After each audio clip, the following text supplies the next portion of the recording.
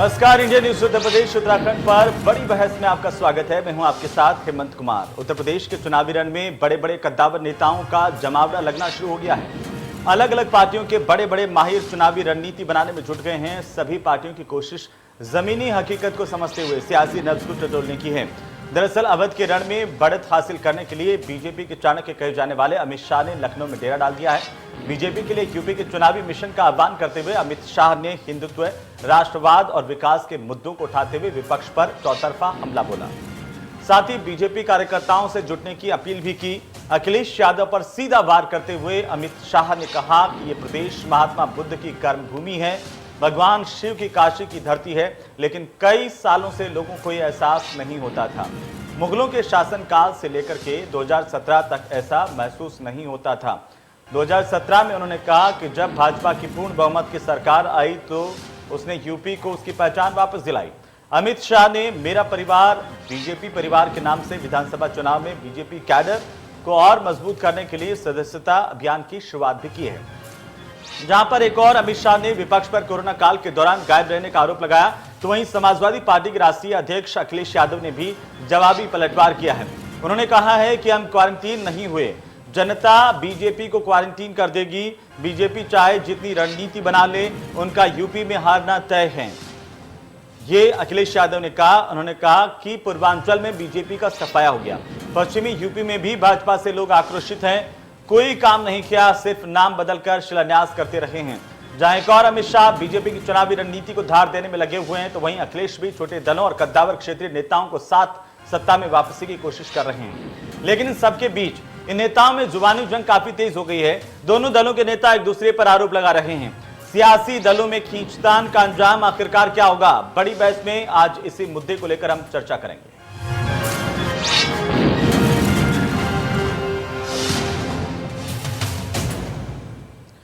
तो बीजेपी को जमीन तक जनता के बीच पहुंचाने के लिए अमित शाह ने सदस्यता अभियान की शुरुआत की है। इस अभियान को शुरू करने के साथ अमित शाह आज विकास समेत तमाम अलग अलग मुद्दों पर बात कर रहे थे। गृह मंत्री अमित शाह ने आज क्या कुछ कहा, वो आप सुनिए। इस प्रकार से काम किया है कि यहाँ पर कॉरिडोर भी आए हैं, हवाई अड्डे भी बने हैं, रक्षा कॉरिडोर भी आए, रक्षा के उत्पादन का हब भी बनने जा रहा है, नए हवाई अड्डे बने, नए एक्सप्रेसवे बने, पानी का स्वच्छता का अभियान चला गया, मेडिकल कॉलेजों, मेडिकल इंफ्रास्ट्रक्चर, ये सब में काम। सालों से उत्तर प्रदेश को ये एहसास नहीं होता था। मुगलों का शासन गया तब से, जब तक 2017 में भाजपा की सरकार बनी, ये एहसास नहीं हुआ कि बाबा विश्वनाथ, भगवान श्री कृष्ण और अयोध्या में रामलल्ला की भूमि है। ये एहसास होना तब शुरू हुआ जब भारतीय जनता पार्टी की 2017 में पूर्ण बहुमत की सरकार। आपने सपा का भी शासन देखा, बसपा का भी शासन देखा, और आपने अब भाजपा का, योगी आदित्यनाथ का भी शासन देखा। ये सपा, बसपा, कांग्रेस ये परिवारवादी पार्टियां हैं। ये 22 करोड़ के सूबे का सबका कल्याण नहीं कर सकती। केवल और केवल भारतीय जनता पार्टी ही नरेंद्र मोदी जी के नेतृत्व में और योगी आदित्यनाथ के नेतृत्व में उत्तर प्रदेश के 22 करोड़ लोगों का सब विकास करने का वादा रखती है। सब विकास सबसे बड़ा काम अगर योगी सरकार ने किया है तो माफियाओं से उत्तर प्रदेश को मुक्ति दिलाने का काम किया। मित्रों, सारे पैरामीटर, सारे नेशनल क्राइम रिपोर्ट की साइट पर चले जाइए, सारे पैरामीटर्स में उत्तर प्रदेश में भयंकर सुधार करने का काम योगी आदित्यनाथ जी ने। तो अमित शाह के बयान पर अखिलेश यादव ने केंद्र के मोदी और प्रदेश की योगी सरकार पर जवाबी पलटवार किया। अखिलेश यादव ने प्रेस कॉन्फ्रेंस की और कहा कि साढ़े 4 साल में योगी सरकार ने कोई भी काम नहीं किया है, इसीलिए जनता महंगाई, बेरोजगारी से त्रस्त हैं। उन्होंने योगी सरकार को आज अलग अलग मुद्दों पर घेरा। अखिलेश यादव ने क्या क्या आरोप लगाए वो भी सुनिए। कोरोना के समय पर जो कुछ मदद समाजवादी पार्टी कर सकती थी, हमने अपने स्तर से भी मदद की है। और जिस समय गरीबों को सबसे ज्यादा जरूरत थी कि सरकार उनकी मदद करेगी, सरकार ने गरीबों को अनाज छोड़ दिया, बेबसी में छोड़ दिया। हमारे बहुत सारे परिवार हैं ऐसे उत्तर प्रदेश के जिन्होंने किसी न किसी को खोया है। इस सरकार की जिम्मेदारी थी दवाई समय पर उपलब्ध कराना, गरीबों को बिस्तर उपलब्ध कराना। लोग भागते रहे एक अस्पताल से दूसरे अस्पताल, दूसरे अस्पताल से तीसरे अस्पताल, बिस्तर लोगों को नहीं मिला। और जब ऑक्सीजन की जरूरत थी, लोगों ने अपने आप भाग दौड़ करके जैसे तैसे इंतजाम कर सकते थे, ऑक्सीजन का इंतजाम किया। दुनिया में ऐसा कहीं नहीं हुआ होगा कि जहां पर इतने अनाथ लोग गरीब छोड़ दिए हो सरकार ने। अपना हक मांगने निकले थे, उन्हें गाड़ी के टायर से कुचल दिया और फिर कानून को कुचलने का काम कर रहे थे टायरों से। किसने नहीं देखा वो तस्वीरें कि किसने लोगों को उकसाया? और फिर कौन उम्मीद करेगा कि जब एक मंच पर इतने लोग बैठे हों तो क्या न्याय मिलेगा?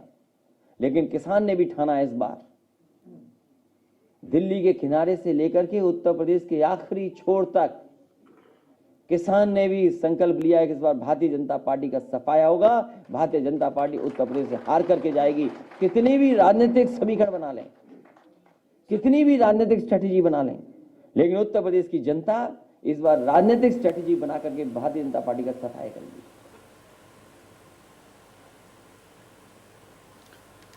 तो आखिरकार अमित शाह ने चुनावी आगाज किया है। एक बार फिर से लखनऊ में अमित शाह नजर आए और तमाम बातें उन्होंने कही हैं। और साथ ही साथ अमित शाह ने सबसे महत्वपूर्ण बात कही है कि सिर्फ चेहरा ही नहीं, सीएम फेस भी है योगी आदित्यनाथ, और तमाम तरह की अटकलों पर भी फुल स्टॉप लगा दिया।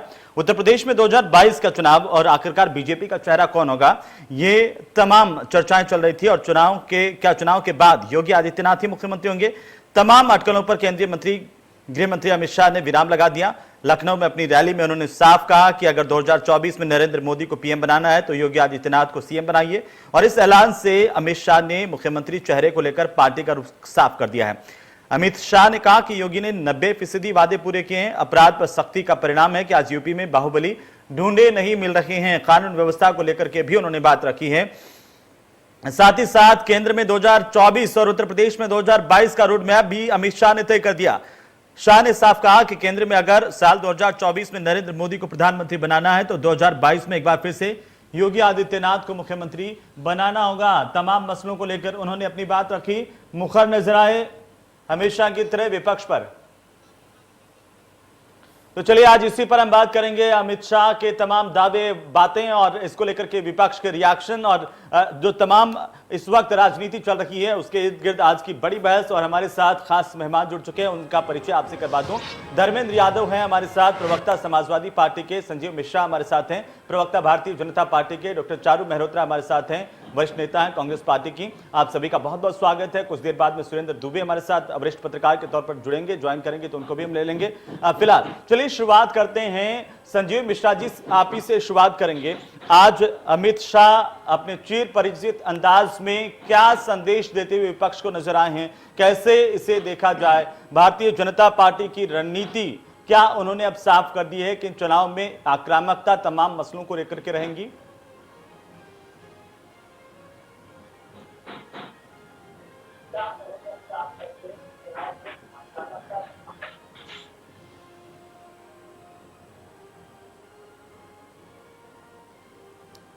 संजीव जी, आप मुझे सुन पा रहे हैं? हाँ, आवाज आई आपकी जी, बताइए। सबसे पहला ओपनिंग रिमार्क आप ही से शुरुआत है। क्या कैसे देख रहे हैं इसे? और तमाम तरह की चर्चाएं ये भी थी कि क्या उत्तर प्रदेश में भारतीय जनता पार्टी जब चुनाव जीतेगी तो क्या मुख्यमंत्री योगी आदित्यनाथ ही होंगे? उससे भी उन्होंने पूरा पर्दा हटा दिया है, तमाम विपक्ष को भी निशाने पर लिया है। कैसे देखा जाए इसको? क्या एक रणनीति जिसका खुलासा अमित शाह ने कर दिया है? देखिए, आज आदरणीय अमित शाह जी लखनऊ में आए हैं और जिस तरीके से उन्होंने यहाँ पर मीटिंगें लेना, यहाँ पर जो रथ थे हमारे उनको झंडी दिखाई है, और जिस तरीके से उनके आने के बाद कार्यकर्ताओं में एक बहुत जबरदस्त जोश बढ़ता है। तो उससे एक चीज बहुत साफ है, जहां एक तरफ विपक्ष के पास मुद्दे नहीं, वहां पर हमारे पास विकास की इतनी बड़ी गाथाएं हैं कि हम जनता तक पहुंचाएं उनको, और जनता उसी से संतुष्ट हो रही है। क्योंकि 2014, 2017, 2019 का जो मैंडेट आया है, जो चीज आई है, रिजल्ट आया है, वो इस बात का प्रमाण है कि जनता आज भी भारतीय जनता पार्टी को, उनके कामों को, उनके विकास के कामों को सर माथे पर ले रही है। और विपक्ष जिसने कह दिया कि वैक्सीन जो है ये भारतीय जनता पार्टी की है, तो उनको जनता जवाब दे रही है बराबर। और आने वाले समय में भी अभी और बहुत से साल लगने हैं। उनको जनता के बीच में जिनकी कनेक्टिविटी नहीं होती है, वो जनता उनसे संतुष्ट नहीं होती। ये आने वाले समय में भी दिखाई। ठीक है संजीव मिश्रा जी, आपने कहा कि ये तमाम बातें हैं और ये जो मसले हैं, मुद्दे हैं जनता के, उनको लेकर के पार्टी चुनाव में जाएंगी। और ये करीब करीब साफ भी हो गया कि आप जो विकास के काम हैं सरकार के, उनको लेकर के जनता के बीच में जा रहे हैं। साथ ही मुखरता एक जो उनका चिर परिचित अंदाज रहा है विपक्ष पर बरसने का, वो भी यहाँ पर देखने को मिला। धर्मेंद्र यादव साहब, आप कैसे देख पा रहे हैं इसे? अमित शाह ने कहा, ये भी कहा कि विपक्ष जो है कोरोना काल के अंदर क्वारंटीन हो गया, कहीं कोई नेता दिखाई नहीं दिए, अब नेता नए नए कपड़े सिलवा करके आ गए हैं सबके सामने। यह भी कहा कि हमने जो वादे किए थे जनता से, वो 90% वादे उत्तर प्रदेश की सरकार ने पूरे कर दिए। 2 महीने में 10% वादे और पूरे हो जाएंगे। और भी उन्होंने काफी सारी बातें कही हैं। उन्होंने कहा कि सपा और बसपा का शासनकाल जब था, तब कानून व्यवस्था की हालत खराब थी। आज जो बाहुबली है, अपराधी हैं, गुंडे हैं, वो ढूंढे नहीं मिलते हैं। धर्मेंद्र जी, देखिए, अमित शाह जी झूठ बोलने में कितने माहिर हैं, उसका मैं प्रमाण आपको दूंगा अभी। उससे पहले ये मैं बता दूं कि अमित शाह जी की हताशा पूरी तरह से दिख रही थी, और आप इस हताशा को सिर्फ उत्तर प्रदेश तक सीमित मत समझिएगा। संजीव जी मुस्कुराइए नहीं, बात पूरी हो जाएगी, आपको भी समझ में आ जाएगा। आप भी कुछ नहीं बोल पा रहे थे उस टाइम। आप इसको उत्तर प्रदेश तक सीमित मत समझिएगा। उन्होंने अपना डर ये दिखा दिया कि 24 भी हमारा हिल रहा है। तो आज उनकी हताशा ये थी कि 24 का चुनाव भी हम हारेंगे, 22 का भी हारेंगे, ये कह रहे थे। दूसरी बात यह है कि इनकी बातों की जो गंभीरता है, आप इसे समझिए। पहली बात मैं कहता हूं कि इन्होंने 2017 के चुनाव में कहा था कि हम आपके किसानों की जो बकाया है गन्ना का, वो 14 दिन के अंदर भुगतान कर देंगे। क्या गन्ना किसान इस बात को नहीं जानते हैं कि आज 14 दिन पूरा नहीं हुआ, अभी तक कोई भुगतान नहीं हुआ? इस बात को कैसे जस्टिफाई कर सकते हैं? इन्होंने खुद कहा था कि अगर 14 दिन के अंदर भुगतान नहीं होगा तो उसका हम ब्याज देंगे। तो आप मूलधन भुगतान नहीं कर पाए, ब्याज की बात बहुत दूर की है। और कितना भुगतान हुआ खुद जानते हैं, किसान भी जानते हैं। इनके पास हो सकता है फर्जी आंकड़े में बता दें। दूसरी बात ये कहते थे कि हम 15 लाख रुपए आपके खाते में फर्जी आंकड़े जी खाते में आया होगा, उनके नेता खाते में आया होगा, वो इस बात को जानते हैं। अब मैं उनके पूरे डिबेट जो इन्होंने पूरा स्पीच दिया, उसकी मैं एक बात बता देता हूं। उन्होंने ये कहा था कि उत्तर प्रदेश में रात को 12 बजे बेटियां घूम सकती हैं।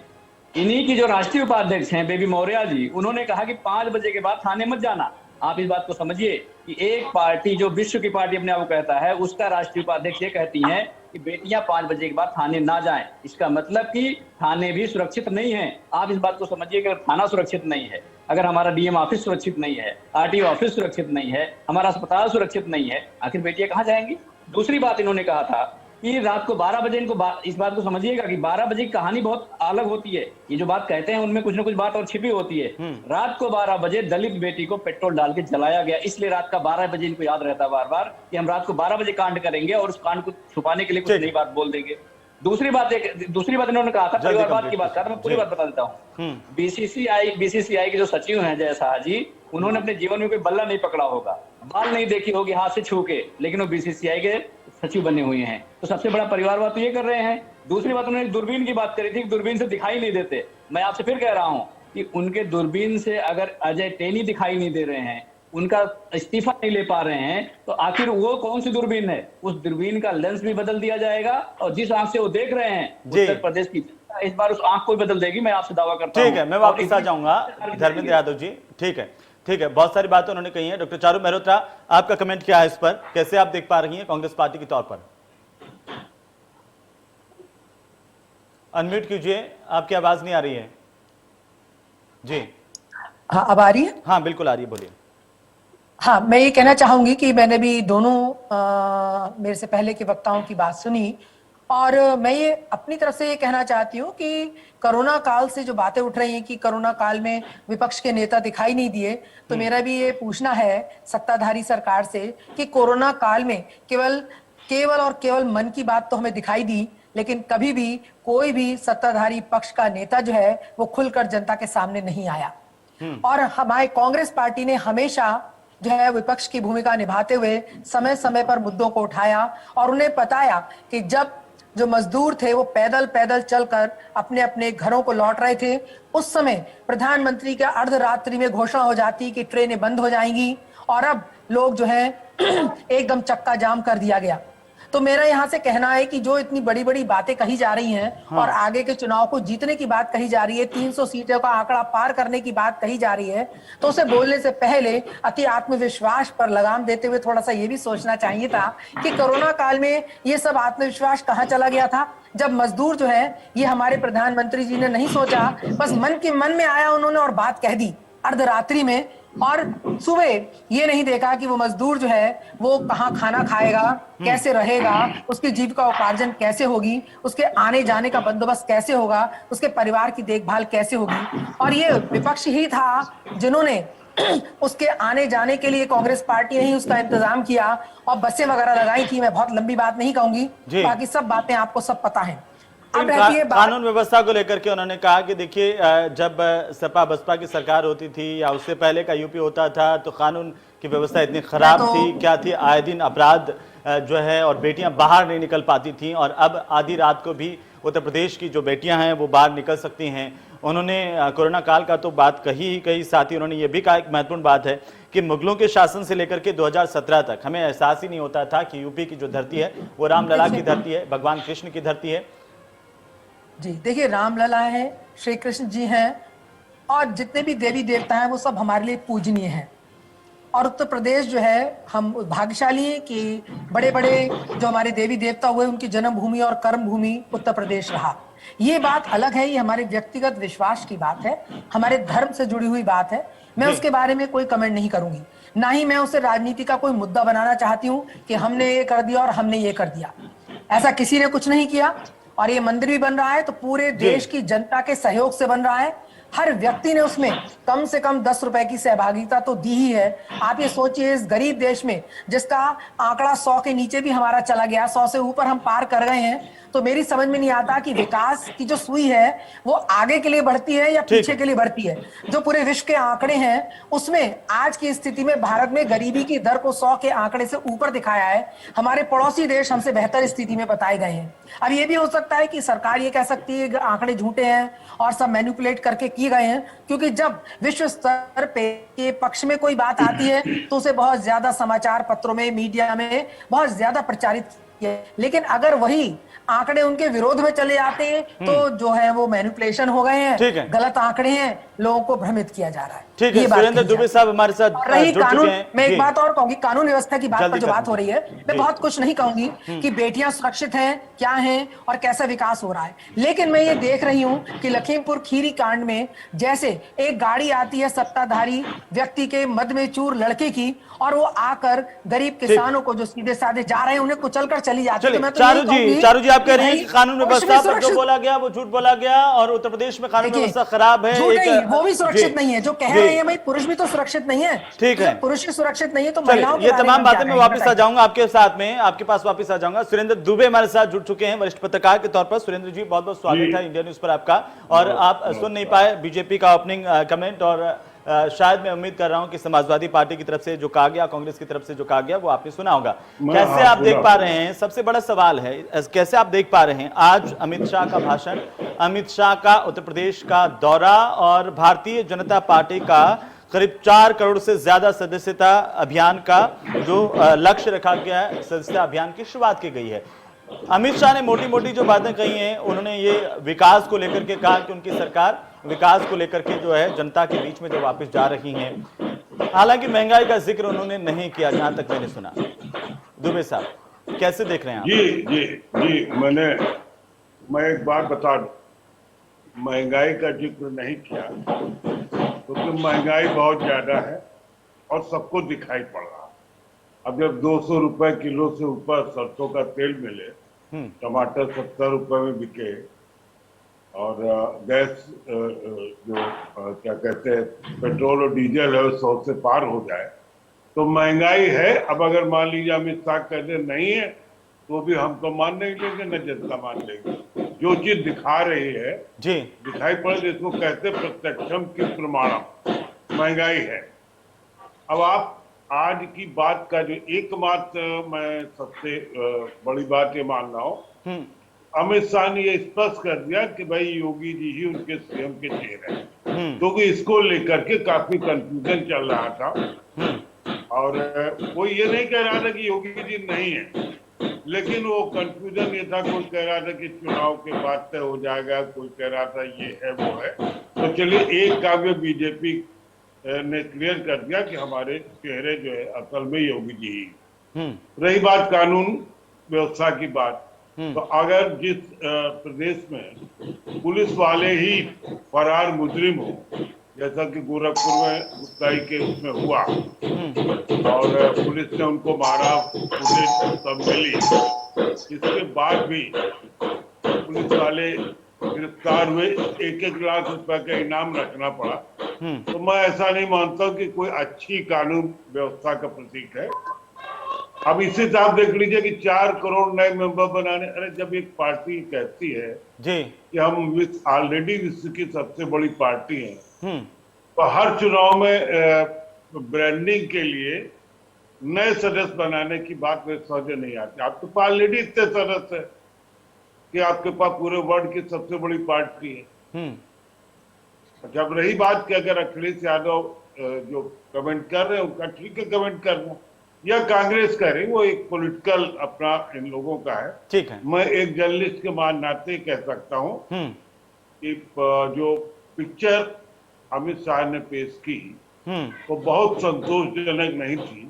कम से कम पंचायती से फिर वो हिंदू मुस्लिम की बात की कि मुसलमानों के बात से लेकर के न राम कृष्ण शिव तीनों एक साथ ले आए कि पता नहीं रामचंद्र जी काम ना है मान लो जी से भी काम निकाल लिया जाए, शिव जी काम ना है तो कृष्ण जी से भी काम निकाल लिया जाए। तो मुझे लगता है कि जो विश्व की सबसे बड़ी पार्टी है उसे हिंदू मुस्लिम करने के बजाय विकास के मुद्दे, महंगाई, बेरोजगारी पर भी कोई चर्चा नहीं की, इस पर केंद्रित है तो पब्लिक के लिए ज्यादा अच्छा होगा। ठीक है दुबे साहब, और यह आपने अच्छी बात कही है। उन्होंने जिक्र किया महात्मा बुद्ध का भी जिक्र किया, भगवान राम का भी जिक्र किया, कृष्ण का भी जिक्र किया। और संजीव मिश्रा साहब क्या कहना चाहेंगे, क्योंकि अगर समाजवादी पार्टी, कांग्रेस पार्टी, ये चलिए एक राजनीतिक आरोप प्रत्यारोप हो सकते हैं, लेकिन दुबे साहब कह रहे हैं कि महंगाई आज इतने चरम पर है, उसका जिक्र नहीं होना। कानून व्यवस्था को लेकर के वो कह रहे हैं कि तमाम उत्तर प्रदेश, जी आवाज में थोड़ी सी दिक्कत आ रही है, मैं कोशिश करूंगा कि ये ठीक हो जाए तकनीकी खामी की वजह से। लेकिन संजीव मिश्रा साहब जवाब दीजिए। आपकी आवाज एक बार फिर प्रश्न करिएगा, एक्चुअली में आपकी आवाज बहुत क्लियर नहीं आ रही। संजीव मिश्रा जी, आपने समाजवादी पार्टी का आरोप सुना होगा, आपने कांग्रेस का सुना होगा, लेकिन दुबे साहब कह रहे हैं, सुरेंद्र दुबे जी, वो ये कह रहे हैं कि आज अमित शाह का जो भाषण है, अमित शाह की जो बातें हैं वो संतोषप्रद नहीं है, क्योंकि एक तरफ देश में महंगाई चरम पर है, दूसरी तरफ कांग्रेस कह रही है कि अंतर्राष्ट्रीय जो रिपोर्ट संघर्ष इंडेक्स की तरफ उन्होंने इशारा किया, भुखमरी में हम पाकिस्तान और बाकी जो बांग्लादेश उससे भी नीचे हैं, हालत खराब है अर्थव्यवस्था के तौर पर। कानून व्यवस्था का जिक्र सुरेंद्र जी ने कहा कि जहां पर पुलिस पर ही इतने सारे केसेस हैं तो वहां पर कानून व्यवस्था संतोषजनक कैसे हो सकती है? ये देखिए सुरेंद्र जी बहुत वरिष्ठ पत्रकार हैं जी, और उनकी बहुत बारीक नजर रहती है। लेकिन जहां तक सवाल इस बात का है कि गोरखपुर की अगर बात करें तो गोरखपुर में सबकी अरेस्टिंग हुई है, कोई अब ऐसा तो है नहीं कि किसी की अरेस्टिंग बाकी हो। जिनके ऊपर इनाम भी घोषित किया गया उनको भी सबको अरेस्ट कर दिया है। और यही योगी जी की सरकार में मैंने पिछले 15-20 सालों में बहुत सी सरकारें देखी, क्योंकि और मैंने ये भी देखा कि जांच हो जाए तब कार्रवाई होगी, लेकिन जिस तरीके से योगी जी की सरकार में FIR लिखी जाती, तत्काल अरेस्टिंग होती है और उस पर तुरंत काबू करने की कोशिश की जाती है। यहाँ तो FIR अगर केंद्रीय मंत्री के बेटे थे उन पर भी FIR हो, और जिस तरीके से कानून के तहत उनकी अरेस्टिंग होनी चाहिए उस तरीके से उनकी अरेस्टिंग हुई, तो कोई भेदभाव नहीं। यहाँ कोई गायत्री प्रजापति जैसा अपराधी या बलात्कारी नहीं है जिसको कि पहले मंत्री से हटाया जाए फिर मंत्री बना दिया जाए। अब तो समझता हूँ कि उन सरकारों से कहीं बेहतर सरकार, और इसीलिए उत्तर प्रदेश की जनता बार बार मौका भी दे रही है और इस बार फिर देने जा रही है। और यही इन लोगों की सबसे बड़ी समस्या है। विपक्षियों की अगर बात की जाए, खासतौर से कांग्रेस की बात की जाए, तो 32 साल हो गया, 32 साल कांग्रेस बेहाल हो गई। अब पिछले मैं समझता हूँ कि 17 में के चुनाव में जब इनका नारा था 27 साल यूपी बिहार, तब उत्तर प्रदेश में समाजवादी पार्टी की सरकार थी और समाजवादी पार्टी के साथ उन्होंने गठबंधन किया था और कांग्रेस की वजह से समाजवादी पार्टी भी आखिरकार डूब गई थी, 50 के नीचे 47 सीटें आ गई। तो कहने का मतलब बहुत साफ है और कांग्रेस भी 6-7 सीटें ही जीत पाई। आज की तारीख में स्थितियां ये है कि कांग्रेस को तो 6-7 सीटें बचाना मुश्किल और समाजवादी पार्टी तो ट्वीट पर काम कर रही है। वो तो कह रही थी वैक्सीन भी है वो जो है वो भारतीय जनता पार्टी की। कहने का मतलब बहुत साफ है। जिस तरीके से कोरोना का काल का समय कर ले लीजिए, तो अगर लॉकडाउन लग रहा है तो समस्या हो रही थी पक्षियों को, अगर लॉकडाउन खुल रहा था तो समस्या हो रही थी। अपने घर में बैठकर केवल राजनीति करने के। और जहां तक कांग्रेस पार्टी की हमारी जो साथी हैं उन्होंने कहा कि हमने बड़ी बसें लगा दी थी गरीबों के लिए और जो मजदूर आ रहे थे उनके लिए, तो ये आप हवा में बात ना करिए। आपने स्कूटर, टेम्पो और मोटरसाइकिलों के नंबर दिए थे वो सबको मालूम। और जिस तरीके से योगी जी ने हर कॉर्नर के लोगों को ला करके मजदूरों को उनके गंतव्य तक पहुंचाया और सारी व्यवस्थाएं जो की हैं वो उत्तर प्रदेश के हर जनमानस को मालूम है। अब कांग्रेस के लोग उस समय निकलते थे ना, इसलिए मुझे लगता है कि इनके पास आंकड़े दुरुस्त नहीं है, तो इसमें इनकी गलती नहीं है। जिस तरीके से प्रियंका वाड्रा जी यहाँ पर आती हैं दो चार दिन के लिए चुनावों में और उसके बाद इसी कारण से इनके राष्ट्रीय अध्यक्ष उत्तर प्रदेश से चुनाव हार गए। ठीक है, तो उस पर आत्मचिंतन करने की मुझे लगता है कांग्रेस को जरूरत है। और जहां तक समाजवादी पार्टी का है तो समाजवादी पार्टी अपने हिसाब से ठीक है, अपना काम कर रही है, लेकिन जिस तरीके के हालात। छोटा सा एक ब्रेक के लिए रुकना है, उसके बाद जब संजीव जी हम लौटेंगे तो वापस से चर्चा को लगातार जारी रखेंगे, लेकिन उससे पहले वक्त है एक छोटे से ब्रेक का।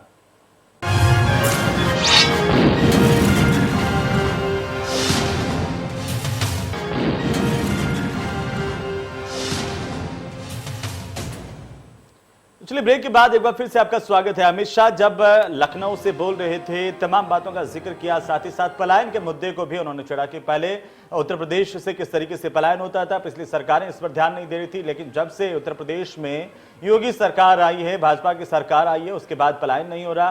कानून व्यवस्था का जिक्र किया, तमाम बातों को लेकर के आक्रामक भी दिखाई दिया। हमारे साथ तमाम मेहमान मौजूद हैं और जो ब्रेक पे जाने से पहले धर्मेंद्र जी ने कहा, संजीव जी ने अपनी बात रखी, लेकिन धर्मेंद्र जी मैं वापस आपके पास आता हुआ शुरुआत करता हुआ, एक आरोप लगातार भारतीय जनता पार्टी की तरफ से आप पर लगता रहा कि कोरोना काल में आपके नेता नहीं थे, सपा बसपा की सरकारों में अपराध चरम पर था, बाहुबलियों को बचाने के भी आरोप है, क्या कहेंगे आप? देखिए, मैं संजीव जी की बात पे मुझे इतना दुख हो रहा है। आप मुझे बताइए, कोरोना काल में जब एक महिला सड़क पर परसों करने को मजबूर हो गई, इससे बड़ी दुर्दशा, इससे बड़ी दयनीय स्थिति, इससे ज्यादा शर्म कभी भी देश ने कभी देखा होगा? पूरी दुनिया में जो अपनी नाक कटाई इन लोगों ने, क्या इसको किसी ने देखा होगा? आप इस बात को कैसे मना कर सकते हैं कि एक महिला को परसों करने के लिए आपने मजबूर कर दिया? दूसरी बात, कोरोना काल में आप मुझे बता दीजिए कि भारत के गृह मंत्री अमित शाह जी कहाँ थे? पूरी तरह से खुद लापता थे। देखिए, जो चोर होता है ना, वो बाद में कहता है कि फलाना आदमी ने चोरी कर लिया। ये इनकी स्ट्रेटजी होती है कि अपनी, हाँ बिल्कुल, इनकी अपनी स्ट्रेटजी होती है कि ये कहते हैं दूसरे ने चोरी कर लिया। लापता कहाँ थे मुझे बताइए ना, अमित शाह जी कहाँ थे? आप मुझे बताइए, फोटो दिखा दीजिए, इंडिया न्यूज के चैनल पर अगर एक फोटो दिख जाए कोरोना काल की, आप मुझे बताइए। दूसरी बातें जो कह रहे हैं, इनके जो सांसद कह रहे थे, कौशल किशोर जी, काम हुआ वो उन्होंने कराया। कौन सा काम किया? परसों करना भलाई है। हमारी बेटी घर, हमारी महिलाएं, हमारी महिला, अरे दिल्ली की बात छोड़ो आप, पहली बात दिल्ली की बात छोड़ो, आप महिला सड़क पर परसों करे ये भलाई है, महिला सड़क पर परसों करे भलाई है। को छोड़ो क्यों, दिल्ली को मारो क्यों, ये क्या लैंग्वेज है भाई? दिल्ली को क्या लैंग्वेज है? दिल्ली को छोड़ो, मारो किसने बोला? नहीं, मारो किसने बोला? तरीके के हालात, मारो किसने बोला ये बताओ ना मुझे। आपको कुछ बताना तो, आपने कुछ किया नहीं। बिल्कुल अभी देख लूंगा पीछे मैं करके अपना देख वीडियो लूंगा, देख लेना तो मालूम मैं हो देख जाएगा लूंगा। तुम्हारो कह रहे आपको सही और सुनना दूसरी नहीं है, चीज ये है आपको डिबेट जिस को तरीके से डिबेट करना। दिल्ली के हालात एक मिनट ना उनको सुन लीजिए। संजीव जी, संजीव जी थोड़ा सा क्लियर रखिए, एक एक करके एक एक करके।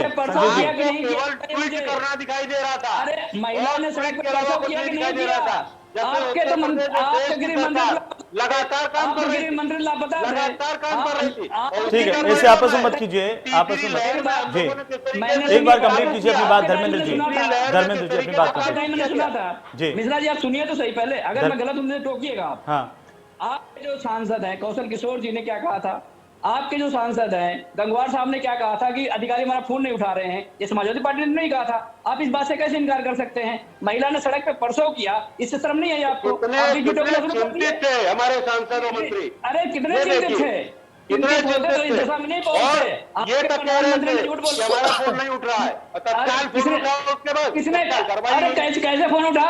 ये कैसे गायत्री पदम वाला भूषण नहीं बताओ हमको भाई। नहीं, पदम भूषण प्राप्त जो हैं उनको आपने बेड नहीं दिया और उनकी मृत्यु हो गई। प्रधानमंत्री के निर्वाचन क्षेत्र चलिए में ठीक है धर्मेंद्र जी, धर्मेंद्र जी मैं वापस आता हूँ। ठीक है धर्मेंद्र जी, ठीक अरे है काम की बात तो कोरोना की बात नहीं है क्या? जी। मतलब आपके प्रधानमंत्री के संसदीय क्षेत्र में कोई बिना दवाई के मर जाए वो कोरोना की बात नहीं है। कोई पद्म भूषण प्राप्त राजेंद्र मिश्रा जी को वेंटिलेटर नहीं मिला, ये कोरोना की बात नहीं है। महिला ने सड़क पर परसों क्या, कोरोना की बात नहीं है। आपके एक सांसद ने लिखा कि कुछ नहीं हो रहा है, सब लोग जान गंवा रहे हैं, ये कोरोना की बात नहीं है। प्रधानमंत्री ने बयान दे दिया कि पूरे देश में ऑक्सीजन कभी किसी जान नहीं गई, ये कोरोना की बात नहीं है। डॉक्टर चारू बस जी, डिबेट को मेरा भी ठीक है। मैं इस बात को डॉक्टर कहना चारू चाहूंगी जी। कि अगर सब कुछ कोरोना काल में सही हो रहा, जवाब मत जवाब देने लायक अगर नहीं हो। कोरोना काल में एक मिनट धर्मेंद्र जी, सही हो रहा होता, एक मिनट धर्मेंद्र जी, डॉक्टर चारू। हाँ, मेरा भी इतना कहना है जी। कि अगर सब कुछ कोरोना काल में सत्ताधारी सरकार सब कुछ सही कर रही होती तो संयुक्त राष्ट्र संघ को बीच में कहने की जरूरत ना पड़ती, उन्हें टिप्पणी देने की जरूरत ना पड़ती कि आप अपने यहाँ के नागरिकों का ख्याल रखिए। ये जो गैस के जो हमारे ऑक्सीजन सिलेंडर्स थे उनकी कीमतें दुगनी चौगनी नहीं हो जाती कि आम आदमी की पहुंच से सिलेंडर ऑक्सीजन सिलेंडर जो है वो निकल जाता।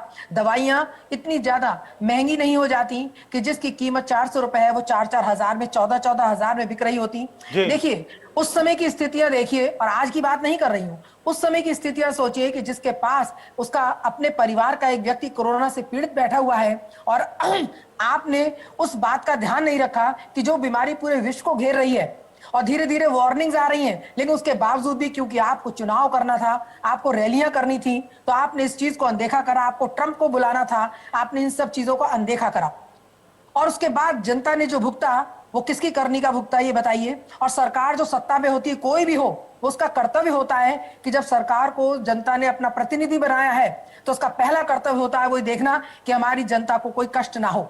ऐसे समय में सरकार ने अपने जो भी कदम उठाए होंगे वो बहुत बहुत देर में उठाए। हम उन कदमों को अभी तक गिना नहीं पाए कि ऐसा कौन सा उन्होंने कोरोना काल में कदम उठाया कि जनता उसे याद रखे कि हाँ सत्ताधारी सरकार ने किया। आपने शमशान में चिताएं जलती हुई देखी होंगी और शमशान की चिताओं में जगह भर गई, उसके बाद उसके बाहर सड़कों के किनारे लोग मर रहे हैं और लाशें जो हैं अपने अंतिम क्रिया के लिए कितने कितने दिन तक इंतजार कर रहे हैं मोक्ष के लिए। ये सब चीजें जो है वो बहुत दर्दनाक हादसे हैं। चलिए चारू मेहरोत्रा जी, ठीक है, मैं इसी सवाल पर आता हूँ और उसके बाद सुरेंद्र दुबे जी के पास जाऊंगा। करने का मुद्दा है, आपको महसूस करना चाहिए यहाँ पर बहस करने की जगह। चारू जी, बीजेपी लगातार आपके नेताओं को ये कहती रही है कि ये पॉलिटिकल टूरिज्म करने के लिए उत्तर प्रदेश आते हैं।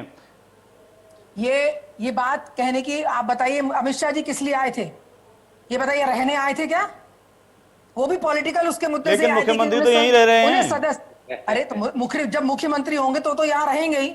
हमारे यहाँ पर भी जो प्रतिनिधि हैं सारी सत्ताओं के वो वहां हैं।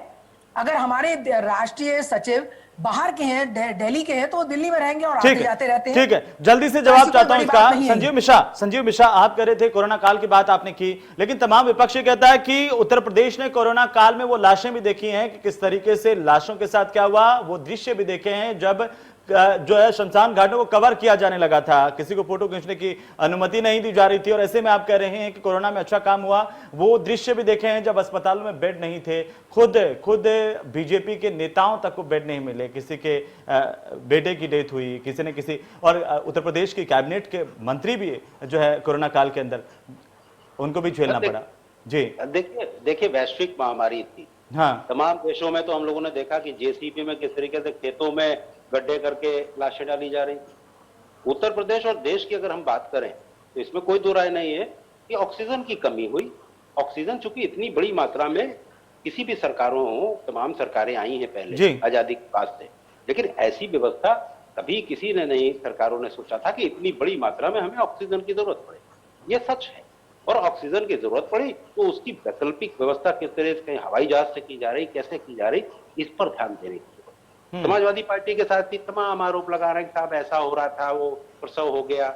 अरे समाजवादी पार्टी लोग भी तो मानवतावादी। चलिए इसको ज्यादा लंबा नहीं ले जाना चाहूंगा मैं, संजीव जी। मैं इसलिए एक जवाब, बस केवल 2 सेकंड का एक जवाब इसलिए जरूरी है कि आप भी तो सामाजिक लोग हैं। समाजवादी पार्टी के लोग ही अगर उसकी मदद कर देते हो उस समय, ये लोग कहाँ चले गए थे? अगर मान लीजिए सत्ताधारी दल का कोई नहीं था तो आप ही को कर देना चाहिए था। और आज अगर आप कह रहे होते कि हाँ हमने ये किया, तो मुझे लगता ज्यादा बेहतर रहता। लेकिन केवल उंगली उठाने से उचित नहीं होता। आप भी उसी तरीके से की स्थितियों में आओ, इस तरीके से। लेकिन ये भी तो सच है कि जहां जिसको मौका मिला, जितनी पार्टियों के वॉलंटियर थे, सब जो है वो कमर कस के जनता की सेवा के लिए आगे तो आ ही रहे थे। कांग्रेस ये दावा करती है कि सबसे ज्यादा ऑक्सीजन के सिलेंडर उन्होंने सप्लाई किए हैं जगह जगह पर, चाहे वो विदेशी दूतावास में भी मांग हुई तब भी उनको टैग किया गया। नहीं, मैं देखिए इस बातें में बहुत ज्यादा इसलिए नहीं पढ़ना चाहता कि हमारे और आपके पास इस तरीके के आंकड़े नहीं कि कांग्रेस ने ही सबसे ज्यादा सिलेंडर बंटवा दिए। सभी दलों ने जहां जिसका वो चला, सभी ने एक साथ जुटता के साथ में इस महामारी का मुकाबला तो किया ही है।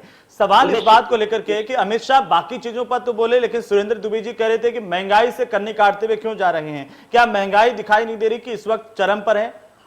एक कमेंट आपका। देखिए इसमें कोई दो राय नहीं है कि महंगाई और खासतौर से पेट्रोल और डीजल के दाम बढ़ रहे हैं। उत्तर प्रदेश की सरकार ने, माननीय मुख्यमंत्री जी ने कल बैठक की थी, उसमें जो भी परिणाम आएंगे मुझे लगता है आज रात या कल सुबह तक आ जाए। लेकिन ये अगर दाम कम करने की भी बात है तो देश में सबसे ज्यादा तो मध्य प्रदेश में है। वहां पर चुनाव नहीं है इसलिए वहां पर कोई बैठक नहीं हो पाई, या चुनाव नहीं है इसलिए वहां पर आप नहीं सोच रहे हैं कि दाम कम होने चाहिए। उत्तर प्रदेश में चुनाव है इसलिए आप सोच रहे हैं कि यहां पर कुछ कम हो जाएगा। अनूपपुर, मध्य प्रदेश का अनूपपुर, वहां पर 120 रुपए से पार है पेट्रोल के दाम। तो क्या वहां की सरकारें भी पहल करेंगी इस मामले में? पूरे देश में यह समस्या है और निश्चित रूप से इस पर पूरे देश को समझना हो। उत्तर प्रदेश की जहां तक बात कहूं कि मुझे उत्तर प्रदेश की जानकारी है, उत्तर प्रदेश में कल योगी जी ने इस विषय पर अधिकारियों की बैठक बुलाई थी। उसका जो भी परिणाम है वो आज शाम से कल सुबह तक आएगा। मुझे लगता है उत्तर प्रदेश में 10-12 रुपए का छूट जल्दी ही मिलेगा। जी ठीक है। सुरेंद्र दुबे जी, अब एक महत्वपूर्ण बात है कि अमित शाह ने कहा कि 90% उनकी सरकार ने जो दावे किए थे, वादे किए थे, वो पूरे कर दिए हैं। जो जनता से उन्होंने वादे करके सत्ता में आए थे वो 90% पूरे कर दिए और आगामी 2 महीनों में बाकी जो 10% बचे हुए हैं वो भी पूरे हो जाएंगे। विकास के तौर पर कैसे देख पा रहे हैं इस सरकार को? देखिए, जब भी चुनाव आता है जी, हर सरकार यही एक दावा करती है कि हमने अधिकांश काम पूरे कर दिए। अब बड़ी भारी लिस्ट होती है, आप उनका वो चुनाव घोषणा पत्र देखिए और क्या क्या कब कब कहा। लेकिन आज जो बात है और जिस पर चर्चा होनी चाहिए, उसमें 2-3 महत्वपूर्ण बातें हैं।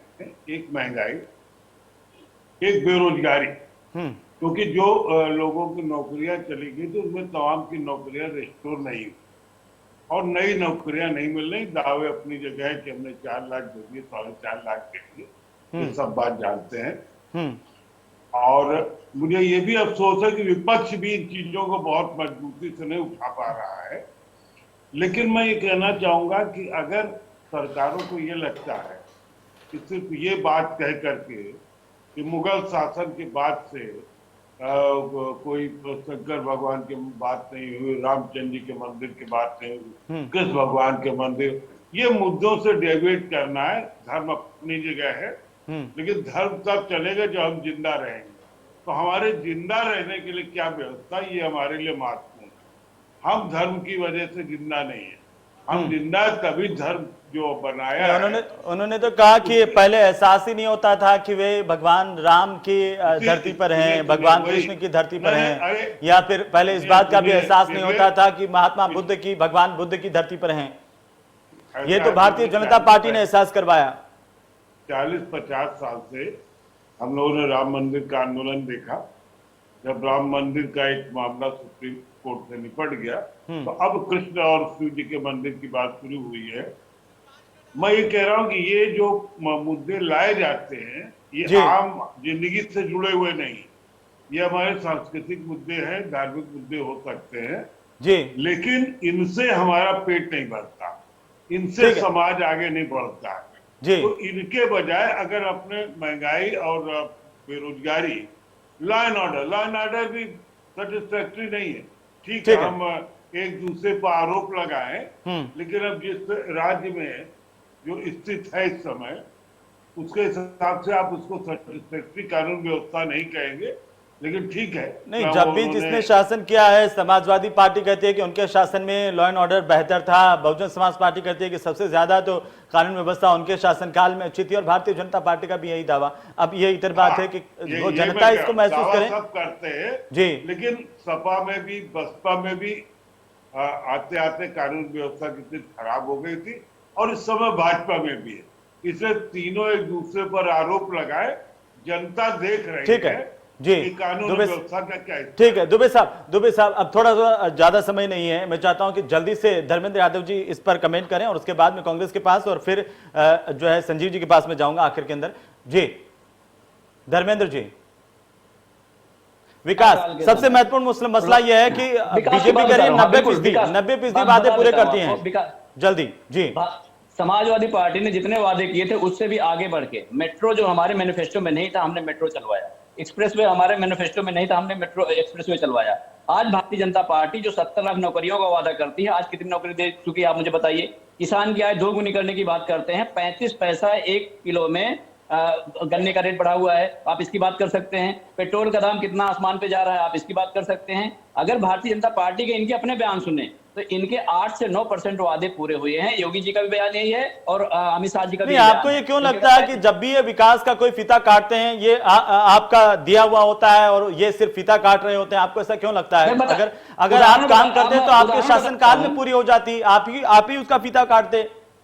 अरे भाई, हमने एक्सप्रेसवे पूरा कर दिया था। पूर्वांचल एक्सप्रेसवे का जो अलाइनमेंट है और लैंड एक्विजिशन है, वो सारा प्रोजेक्ट पूरा हो गया था, लेकिन इनको अपने व्यक्तियों को टेंडर देना था, इसलिए उसके क्वालिटी से समझौता किया गया। मैं आपको बता दे रहा हूं, आप जाके उस पे चल के देखिएगा, जो राइडिंग क्वालिटी है, आप इस एक्सप्रेसवे पे चलिएगा और उस पे चलिएगा। लेकिन नए एक्सप्रेसवे भी बने हैं, नए मेडिकल कॉलेज की स्थापना भी हुई है। लोगों की जिंदगी सुनिए, पहले जिंदगी के साथ खिलवाड़ करके हेडलाइन मैनेजमेंट करने का प्रयास किया जाता है, उसकी ऊंचाई नीची कर करके बता रहे हैं पैसे कम लग रहे हैं, उससे लोग जान जाएंगे, जो जानवर हैं वो सड़कों पर आ जाएंगे और पता नहीं कितने लोग मौत के घाट उतर जाएंगे। तो भारतीय जनता पार्टी को ये काम करना है, जनता से कोई सरोकार नहीं। अगर ऐसा होता, रोजगार की बात करते हैं, विकास की बात करते हैं, एक शहर बताइए जहां मेट्रो स्टेशन शुरू कर दिया हो इन्होंने। दूसरी बातें कहते हैं कि बिजली की बात करते हैं, एक पावर स्टेशन का नाम बता दें संजीव मिश्रा जी, अगर बैठे हुए अपने दिमाग में बता दें कि हमने एक पावर स्टेशन बनाया है। ये 10 विश्वविद्यालय। संजीव जी जल्दी से एक टिप्पणी कीजिए, उनका जवाब दीजिए जल्दी से। संजीव जी, नहीं, देखिए समाजवादी पार्टी के साथी बड़ी बड़ी बातें कर रहे हैं। ये बता दें कि मुसलमानों को आरक्षण देने की बात 2012 में जब सरकार बन रही थी, तो 2012 में मुसलमानों को आरक्षण देने की बात कहने के बाद 5 साल की सरकार चलाई, ठीक है, आरक्षण आपने दिला दिया। हाई स्कूल के बच्चों को टैबलेट देने की बात, ठीक है, वो सवाल पूछ रहे हैं कि कोई तो अपना एक काम बता दीजिए जो आपने किया है, वो सवाल ये पूछ रहे हैं। जी डॉक्टर चारू एक कमेंट आपसे चाहता हूँ। 90% भारतीय जनता पार्टी का दावा है कि 90% वादे जनता से किए गए थे वो पूरे कर दिए उन्होंने। डॉक्टर चारू, चलिए ठीक है, मैं वापिस आ जाऊंगा, समय नहीं ज्यादा। एक धर्मेंद्र जी प्लीज, डॉक्टर चारू, चलिए मैं उस पर नहीं जाऊंगा, अभी धर्म पर नहीं जाऊंगा जी, उसी के परिणाम मिला। मैं आ जाऊंगा संजीव जी, आ रहा हूँ, 1 मिनट शांति रखिए संजीव जी, शांति रखिए। डॉक्टर चारू जल्दी से कमेंट जी। बीजेपी कह रही 90% वादे पूरे हो गए होंगे, 10% और है, 2 महीने में पूरे कर देंगे। आज 42 किलोमीटर की मेट्रो बना दी। चलिए ठीक है, मैं आता हूँ ना, 1 मिनट धर्मेंद्र जी आपस में मत कीजिए प्लीज। हमारे पैसे, डॉक्टर चारू जल्दी से अपना कमेंट कीजिए। जनता के पैसे से बना है, इसलिए कोई की बात पर सभी सरकारी जनता के पैसे से ही बनाती है, कोई भी जी।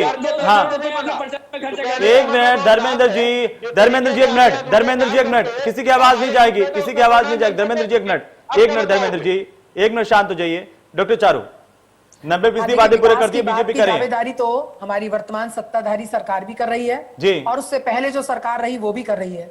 लेकिन अगर आप लोगों का मौका पड़ता होगा तो बरेली से लेकर बस लखनऊ तक जाने की देर है, और आप रास्ते में देखते होंगे कि हुलासनगर क्रॉसिंग है जो फतेहगंज पश्चिमी वाला, उसमें आपने देखा होगा कितने सालों से 12-15 सालों से वो वैसे का वैसे ही बना है। तो विकास की रफ्तार क्या है, किसे विकास कहते हैं, ये शायद मुझे तो परिभाषा ही समझ में नहीं आ रही कि विकास और उन्नति की बात क्या करी जा रही है। गड्ढे आपको पूरी संजीव जी आखिरी कमेंट, बिल्कुल आखिरी कमेंट संजीव जी, डॉक्टर चारू करेंगे, विकास की परिभाषा ही समझ में नहीं आ रही उनको जी। दावे था सत्ता सरकार का कि हम बहुत सारी कंपनियां लेकर आ रहे हैं विदेशी, हमारे प्रधानमंत्री संजीव जी आखिरी कमेंट, बिल्कुल आखिरी रिमार्क, इसके बाद समय नहीं, माफी चाहता हूं जी, आएंगे, ठीक है, लोगों को रोजगार मिलेगा और देश का विकास। डॉक्टर चारू हो गया, वो करें रोजगार का मसला, सुरेंद्र दुबे जी ने भी उठाया कि रोजगार का मसला, महंगाई का मसला और विकास का मसला जी, जल्दी से कमेंट कीजिए। हाँ, मैं यही बात कह रही हूँ संजीव जी, रोजगार ठीक है, हो गया, मैंने आपकी बात पूरी कर दी है संजीव जी। अच्छा जी, नहीं देखिए, जहां तक रोजगार की बात है तो 4.5 लाख युवाओं को हमने सरकारी नौकरी दी, 3.5 लाख युवाओं को संविदा पर सरकारी नौकरी मिली और 42 लाख एमएसएमई इकाइयों को रिटायरमेंट भी करवा दिया। कितने लोगों 2 का? करोड़ और 16, अरे नहीं सुन पाओगे क्योंकि नहीं सरकारी नौकरियां बची कब है? 70 तो लाख प्राइवेटाइजेशन हो रहा है, सरकार की नौकरियां बची कब है? 70 लाख नौकरी प्राइवेटाइजेशन हो रहा है, निजीकरण हो रहा है, जब निजीकरण हो रहा है तो सरकारी। चलिए बहुत बहुत शुक्रिया, अब समय नहीं, मैं माफी चाहता हूं आप सभी से, अब समय नहीं है, बहुत बहुत शुक्रिया हमारे साथ इस चर्चा में शामिल होने के लिए। एक तरह से देखा जाए तो अमित शाह ने एक बात क्लियर कर दी है कि 2024 में केंद्र का जो चेहरा होगा चुनाव का वो नरेंद्र मोदी ही होंगे और 2022 के चुनाव में योगी आदित्यनाथ ही चेहरा होंगे, ये बात साफ कर दी है। आगे आखिरकार जो तमाम बातें उन्होंने कही हैं, क्या वो जनता तक उस तरीके से पहुंच पाएगी, जनता उसको ले पाएगी, और क्या वाकई जनता जो है वो बीजेपी के तमाम बातों को लेकर के वोट करेंगी, या फिर विपक्ष के जो दावे और विपक्ष की बातें हैं उसको भी जनता को समझना होगा। ये आगे आने वाले वक्त में ही तय हो पाएगा। फिलहाल के लिए नमस्कार।